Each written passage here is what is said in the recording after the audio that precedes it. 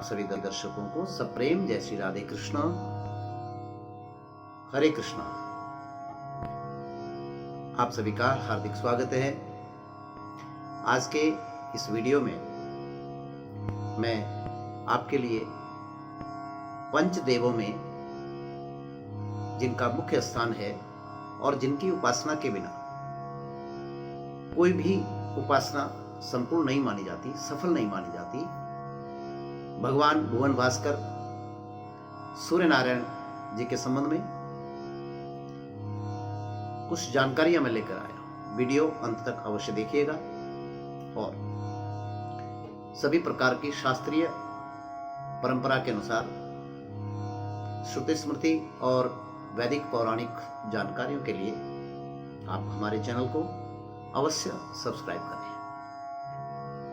मित्रों, प्रत्यक्ष देव है भगवान श्री सूर्य नारायण, कर्म साक्षी भी है, कर्म के गवाह है। सूर्य आत्मा जगतस्तस्तुखश्चः, वेदों में सूर्य को इस जगत की आत्मा कहा गया है। ज्योतिष जगत के अंतर्गत सूर्य को आत्मा का कारक भी बतलाया गया है। सभी नक्षत्रगण सूर्य के प्रकाश से ही प्रकाशित होते हैं। सूर्य का अस्तित्व ग्रहराज के रूप में भी नवग्रहों में स्थापित है। नियम के, संघर्ष के, अडिगता के प्रतीक हैं। बुद्धि के, नेत्र शक्ति के, ओजस्विता, तेजस्विता के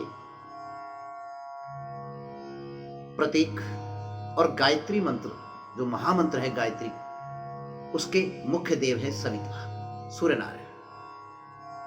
शिक्षा और ज्ञान के स्वाभाविक स्वामी, तो इनकी उपासना क्यों?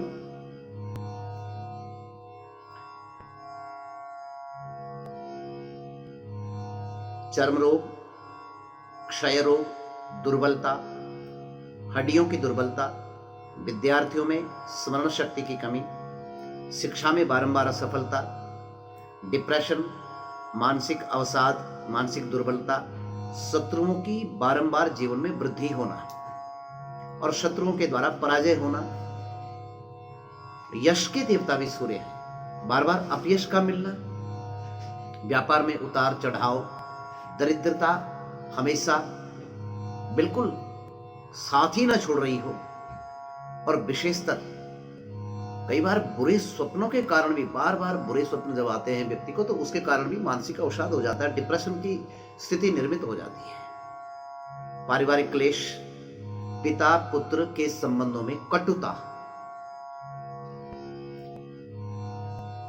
तांत्रिक बाधा। पौराणिक आख्यान के अनुसार भगवान श्री कृष्ण के पुत्र सांब ने सूर्य उपासना के माध्यम से अपने कुष्ठ रोग को दूर किया था, उससे मुक्ति पाई थी। बार बार अच्छा करने से भी अगर अपयश मिल रहा, उसके निवारण के लिए, और मुख्य जीवन में है इस जीवन के अंतर्गत आरोग्यता, यानी शरीर की निरोगिता। तो शास्त्र कहता है आरोग्यम भास्करात् इच्छेत्, भगवान भुवन भास्कर की आराधना उपासना से आरोग्य की हमें प्राप्ति होती है। तो कृपा प्राप्ति हेतु भगवान सूर्य नारायण को कैसे प्रसन्न किया जाए? इनका जैसे जलधारा शिवप्रिय, जल की धारा से भगवान आशुतोष शीघ्र प्रसन्न हो जाते हैं, इसी प्रकार सदा अर्घ्य प्रियो सूर्य, भगवान सूर्य नारायण अर्घ्य प्रदान करने से प्रसन्न होते हैं। कहते हैं प्रातः संध्यावसाने तु नित्यम सूर्यम समर्चयेत्, प्रातः काल और संध्या काल अथवा मध्याह्न काल में, त्रिकाल संध्या में भगवान सूर्य की उपासना अवश्य करनी चाहिए। इसका फल क्या है? प्रदद्यात् वै गवाम लक्ष्यम दोग्धीणाम वेद पारगेः, एकाह मर्चयेत् भानु तस्य पुण्यम ततोधिकम। भविष्य पुराण के अंतर्गत श्लोक आता है, 1,00,000 गाय, दुधारू गाय, दूध देने वाली 1,00,000 गौवें यदि वेद पाठी विप्रों को दान में दी जाए, उस दान का जो फल है उतना एकाहमर्चने, एक दिन में मन, वाणी और कर्म से श्रद्धा पूर्वक, निष्ठा, विश्वास पूर्वक भगवान सूर्य नारायण की आराधना से हमें प्राप्त होता है। अच्छा, मुख्य विषय है पहला, अर्घ कब देना चाहिए? प्रातः सूर्य उदय के समय का अर्घ प्रतिदिन अवश्य देना चाहिए, जब सूर्य एक गोलाकार प्रकाश के रूप में हो और पूर्णी जो उनकी पूरी किरणें हैं वो अभी न स्फुरित हुई हो, और शांत भाव से कुछ पल के लिए हम सूर्य भगवान का दर्शन कर सकते हैं। अरुणिम आभा लिए जब होते हैं। श्रुति प्रतिपादित व्यवस्था के अनुसार प्रातः काल और अस्तंगत होते सूर्य को मंदाह नाम के राक्षस उन पर आक्रमण करते हैं, और यहां से जो अर्घ प्रदान किया जाता है उस अर्घ के द्वारा उन राक्षसों का विनाश होता है, ऐसा शास्त्रों में कहा गया है। श्रीमद् देवी भागवत महापुराण में भी इस प्रकार का वर्णन आया है। रक्तिम आभा से युक्त सूर्य को प्रातः काल में अर्घ देना चाहिए, मध्याह्न में पूर्ण प्रचंड प्रभाव से युक्त भुवन भास्कर को अर्घ देना चाहिए, और सायंकाल में अस्ताचल की ओर जाते हुए वही बिल्कुल जिसमें अरुण आभा हो और सूर्य भगवान के सीधे ऐसे एकटक हम दर्शन कर सकें। गलती यह नहीं करनी है कि 4 बजे 5 बजे सूर्य उदय से पूर्व और सूर्य अस्त के बाद अर्घ का कोई अभिप्राय नहीं है मित्रों। प्राय हम देखते हैं मंदिरों में अथवा तीर्थों में लोग जाते हैं तो सुबह 4, साढ़े 4, 5 बजे स्नान कर रहे हैं, एक गड़वा लिया और पूर्व दिशा की ओर मुख करके रोड़ दिया, वह अर्घ नहीं है। अच्छा, अब सामग्री, तांबे का पात्र हो, स्टील, लोहा, कांच, एल्यूमिनियम, क्रॉकरी, इन धातुओं से भगवान सूर्य को अर्घ नहीं देना चाहिए, इन धातुओं का पात्र नहीं होना चाहिए। अब उसमें सामग्री क्या क्या होनी चाहिए? गंध पुष्पाक्षतान दर्भान दूर्वा सरसप संयुताम सतिलान रक्त पुष्पाणी यवाश्चापि प्रविन्यशे। गंध माने चंदन, लाल चंदन भी हो सकता है, लाल सिंदूर भी हो सकती है। पुष्प, अक्षत, दर्भ कहते हैं कुशाओं को, दुर्वा, दूब, सरसप, सरसों, सतिलान, तिल भी हो सकते हैं, और लाल पुष्प, और आप यव माने जौ भी डाल सकते हैं। अब बात, ये तो सामग्री की बात आ गई, पात्र की बात आ गई। चौथी बात है सूर्य को अर्घ कहां देना चाहिए, कब देना चाहिए ये बता दिया गया, किस पात्र से देना चाहिए ये बता दिया गया, और कहां पर देना चाहिए। जले स्वर्गम प्रदातव्यम जलाभावे शुचिस्थले। नदी का किनारा हो, यदि आप वहां आराधन कर रहे हो, सरोवर, तालाब आदि में जले स्वर्गम, जल में ही अर्घ प्रदान किया जाना चाहिए, लेकिन प्रायः घर में ऐसी व्यवस्था नहीं होती है, तो शुचिस्थले, साफ और स्वच्छ स्थल में। ऐसा ना हो कि सीधे गए और बालकनी में पूजा करके और बालकनी में गए और वहां से लोटा पकड़ा और बाहर, और उसके पश्चात थोड़ी देर बाद बूट पहन करके ऑफिस के लिए गए और उसी अर्घ दिए हुए जल में से प्रस्थान कर लिया। ऐसा नहीं, ये शास्त्र विरुद्ध है। किसी गमले में भी नहीं, और विशेषकर माताएं ध्यान दें, तुलसी जी के गमले में तो अर्घ बिल्कुल भी मेरी माताओं आपको नहीं देना है, इससे अनिष्ट होता है, अशुभ फल की प्राप्ति होती है। मार्ग में यानी रास्ते पर, घर के बाहर आंगन में, छत पर, सीधे छत से नीचे की ओर, इस प्रकार से अर्घ आपको कभी भी जीवन में नहीं देना है। जहां पर भी आप अर्घ दे रहे हो, कुछ ऊंचाई पर एक खाली गमला भी रख सकते हैं, अथवा जैसे तुलसी चौरा बना रखा होता है वैसे बना करके, और उस पे कांसे की अथवा पीतल की अथवा तांबे की थाली रखें, और जिससे कि जो सूर्य को अर्घ दिया जा रहा है वो जल उसके ऊपर गिरे। अब तैयारी क्या है? प्रत्येक कर्म के पहले सनातन धर्म के अंदर उसके लिए तैयारी। सूर्य नारायण के सम्मुख कैसे, किस अवस्था में और किस व्यवस्था में जाया जाए। अगर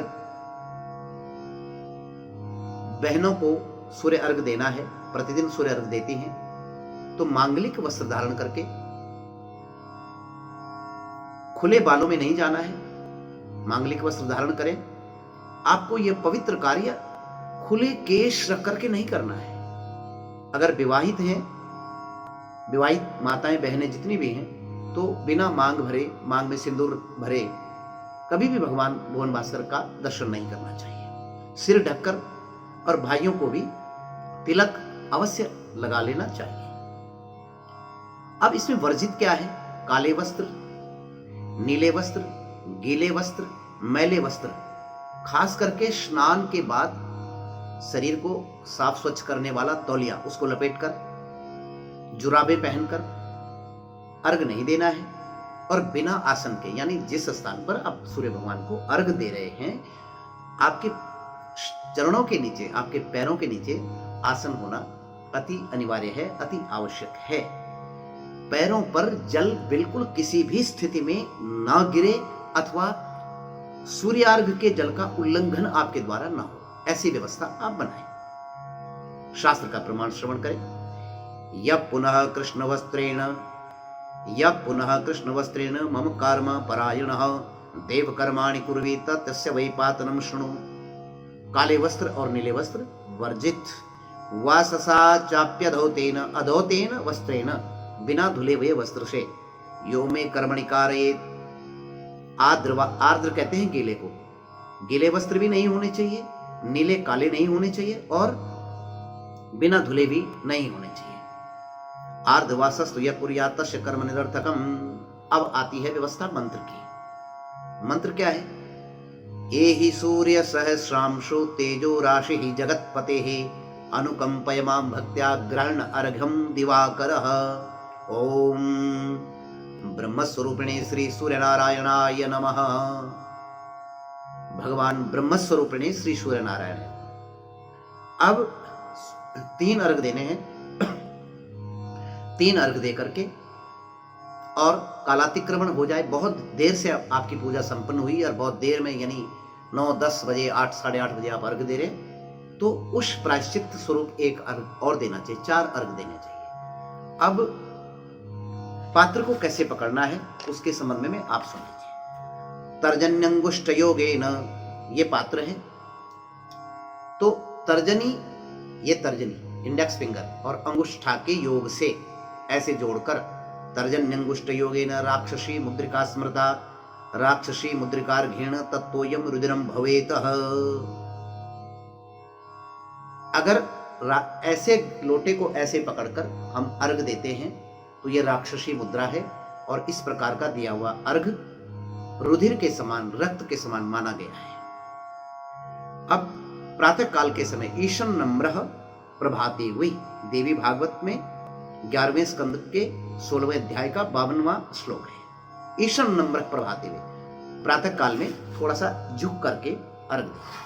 अब ये मैं आपको दिखाना चाहता हूँ, ये कांस्य पात्र है, कांस्य की थाली इस प्रकार आप ले सकते हैं, और इस प्रकार से आपको इसको, पात्र को पकड़ना है। ओम, अब आप चाहें तो कनिष्ठा को भी आधार से अलग कर सकते हैं, अन्यथा कोई दोष नहीं, लेकिन विशेषकर ये अंगूठे और तर्जनी ये अलग ही होने चाहिए।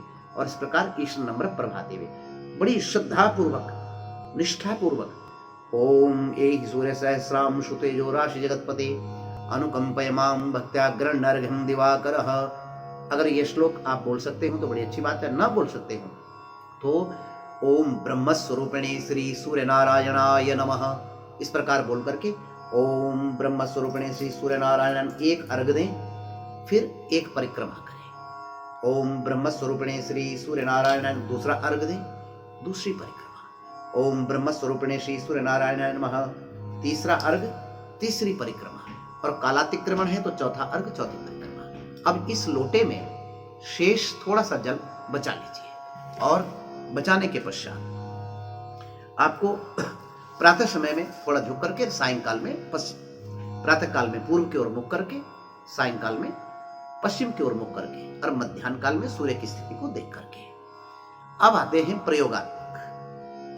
बुरे स्वप्नों के निवारण के लिए 12 नाम भगवान भुवन भास्कर के हैं। यहां डिस्क्रिप्शन अथवा स्क्रीन पर ये नाम आपको अवश्य ही दिखने को मिलेंगे। ओम आदित्यम प्रथमम नाम, द्वितीयम तो दिवाकरः, तृतीयम भास्करम प्रोक्तम, चतुर्थम च प्रभाकरः, पंचमं च सहस्रांशु, षष्ठम चैव त्रिलोचनः, सप्तमं हरिदस्वश्च, अष्टमं च विभावसु, नवम दिनकृत प्रोक्तम, दशमं द्वादशात्मकः, एकादशम त्रयीमूर्ति, द्वादशम सूर्य एव च। 3 अथवा 4 बार अर्घ दे करके वहीं उसी आसन पर बैठ जाएं, और अगर बुरे स्वप्न बार बार आ रहे हो तो रक्त पुष्प हाथ में लेकर के, लाल रंग का फूल हाथ में लेकर, अथवा लाल सिंदूर मिले हुए अक्षत हाथ में लेकर भगवान सूर्य के इन नामों का, इस 12 नाम की जो इसकी रिपीटेशन है वो आप 21 बार या 11 बार जरूर करें और प्रार्थना करें, हे भगवान मेरे बुरे स्वप्नों से मेरी रक्षा करें। तो मानसिक स्थिति ठीक होती है, दुष्स्वप्न दूर होते हैं, कर्जा न उतरता हो, बार बार ऋण चढ़ जाता हो, तो जो सूर्य अर्घ के हमने पदार्थ बताए हैं उन्हीं मटेरियल्स में आपको थोड़ा सा साबुत लाल मिर्ची के बीज डाल देने हैं, और सूर्य को अर्घ देने के पश्चात लाल चंदन की माला से वहीं पर बैठकर ओम ह्रीं ह्रीं सूर्याय नमः, उसके पश्चात 108 बार ये चंदन की माला से, लाल चंदन की माला से आप जप करें और प्रार्थना करें, लाल पुष्प हाथ में लेकर अथवा सिंदूर मिश्रित अक्षत हाथ में लेकर। ओम कनकवर्ण महातेजः सर्वरत्न विभूषितः ऋण पाप क्षयं यान्ति प्रभाते सूर्य दर्शनः। तो इस प्रकार से आप प्रार्थना करें। दरिद्रता साथ न छोड़ती हो तो अर्घ दे करके ओम ह्रां ह्रीं ह्रौं सः सूर्याय नमः इसका 108 बार वहीं पर बैठकर जाप करें। और नमस्कार कैसे करना है? ओम आदित्यम च नमस्कारम ये कुर्वन्ति दिने दिने जन्मांतर सहस्रेषु दारिद्र्यम नोपजायते। परीक्षा में विद्यार्थियों को बार बार असफलता की प्राप्ति होती हो तो ओम ह्रां ह्रीं ह्रौं सः सूर्याय नमः 108 बार इस मंत्र का आपको जाप करना है। और 7 लाल रंग के पुष्प अथवा 7 साबुत चावल अक्षत सिंदूर मिला करके प्रार्थना करनी है। ओम नमो विवस्वते ब्रह्मन् भास्वते विष्णु तेजसे जगत सवित्रे शुचये नमस्ते कर्मदायिने। विद्यार्थियों के लिए मैं स्पेशल ये बता दूं, मेंशन कर दूं, अगर सूर्य प्रगति में बाधा कर रहा है तो खासकर विशेषकर पिता का, पितृतुल्य सभी बड़ों का चरण स्पर्श करें, प्रणाम करें, सम्मान करें। और प्रतिदिन सूर्योदय से पूर्व उठ करके अगर यज्ञोपवीत है तो 1 या अथवा 1 से अधिक गायत्री मंत्र की माला जाप करें। गायत्री मंत्र से प्रायः लोग सूर्य को अर्घ देने का विधान बतलाते हैं, लेकिन मैं आपको बता दूं कि अनुपनीत व्यक्ति को, जिसका यज्ञोपवीत नहीं है, शिखा और सूत्री जो नहीं है, उसके लिए गायत्री मंत्र के द्वारा अर्घ का विधान नहीं है। व्यापार में बार बार घाटा हो रहा हो तो ओम ह्रीं घृणी सूर्य आदित्य क्लीम ओम, दोबारा सुन लीजिए, ओम ह्रीं घृणी सूर्य आदित्य क्लीम ओम। इस प्रकार से आप भगवान सूर्य को 108 बार अथवा इसी मंत्र से आप अर्घ दे सकते हैं। पिता पुत्र में अगर तनाव हो रहा हो तो 12 नाम सूर्य के अर्घ देने के पश्चात वहीं पर बैठकर ओम सूर्याय नमः, ओम भास्कराय नमः, ओम रवये नमः, ओम मित्राय नमः, ओम भानवे नमः, ओम खगाय नमः, ओम पुष्णे नमः, ओम मरीचाय नमः, ओम आदित्याय नमः, ओम सवित्रे नमः, ओम अर्काय नमः, ओम हिरण्यगर्भाय नमः, इन मंत्रों का जाप करें। पति पत्नी में अगर तनाव हो रहा है तो मधु, शहद, मधु मिश्रित गुड़ युक्त जल से आपको सूर्य भगवान को अर्घ देना है। संतान बाधा हो तो दूर्वा और थोड़ा सा गौघृत ऐड करके आप भगवान सूर्य नारायण को अर्घ दें। पति पत्नी दोनों अर्घ दें। अंतिम प्रक्रिया 7 बार भगवान सूर्य की 7 परिक्रमाएं करके उसी आसन पर हाथ जोड़ करके और सूर्य भगवान के नामों का जाप करते हुए नमो धर्म विदात्रे ही, नमो कर्म सुसाक्षिणे, नमो प्रत्यक्ष देवाय भास्कराय नमो नमः। और मस्तक के साथ, सिर के साथ दोनों अंजलि बांधकर प्रणाम करें। और जो आपने जल इस पात्र में शेष जल जो है अर्घ को देने के पश्चात बचा हुआ है उसको पहले नेत्रों पर भी लगा सकते हैं, अथवा स्थाली में अगर आपने अर्घ दिया है उस जल को इस प्रकार थाली से लेकर के, ऐसे मैं आपको दिखलाना चाहूंगा, इस प्रकार थाली से लेकर के और नेत्रों का को स्पर्श कराएं, नासिका को, कर्ण को, और स्पर्श करा के उसके पश्चात इसमें से जल लेकर पाठ के पश्चात ओम अकाल मृत्युहरणम सर्वव्याधि विनाशनम सूर्यपादोदकम तीर्थम जठरे धारयाम्यहम, एक बार आचमन करके, हस्त प्रक्षालन करके, चरणामृत लेकर के और पुनः प्रणाम करते हुए 4 कदम अथवा 7 कदम पीछे की ओर जाकर के, एकदम पीठ दिखाकर नहीं भागना है। इस प्रकार से आप अगर सूर्य की उपासना करते हैं, बात बड़ी छोटी सी है, लेकिन मैं पुनः निवेदित करूंगा, एक बहुत संक्षिप्त मैसेज, इसको अवश्य सुन लीजिएगा। स्वयंभू संतों से, जो न किसी संप्रदाय में है, न सनातन के विरुद्ध ही जिन्होंने पूरा जिम्मा उठा रखा है कि सनातन के विरुद्ध में तर्क कुतर्क करने हैं, स्वयंभू संतों से, उनसे बचिए, उनके कपोल कल्पित मंत्रों से बचिए, जो न मंत्र शास्त्रोक्त हैं, न पुराणोक्त हैं, न वेदोक्त हैं, न तो श्रुति स्मृति प्रतिपादित हैं, उनके अपने ही मंत्र हैं। सवेरे उठिए, रजाई में बैठिए, ध्यान लगाइए। भैया ये सनातन और वैदिक वांग्मय का आदेश नहीं है। तो स्वयंभू संतों से बचिए, उनके कपोल कल्पित मंत्रों से बचिए और वेद विरुद्ध, शास्त्र विरुद्ध, उनके लिखे गए ग्रंथों से बचिए। अगर इन 3 चीजों से आप बच जाते हैं ना, तो भगवान नारायण आपकी सहायता करेंगे। मैं समझता हूं आज के इस वीडियो में सूर्य अर्घ से संबंधित आपकी लगभग सभी भ्रांतियां दूर हो गई होंगी। आशा है आप इस वीडियो को अवश्य ही पसंद करेंगे। राधे कृष्ण।